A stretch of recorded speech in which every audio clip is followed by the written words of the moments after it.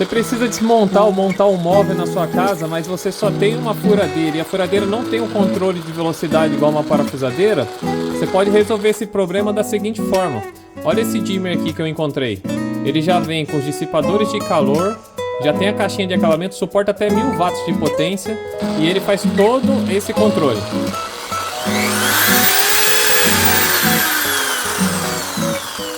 Ele já tem as tomadas também, que vai na furadeira, e a tomada que vai na rede elétrica. Quer conhecer um pouquinho mais dele? Clica aqui nesse link de baixo.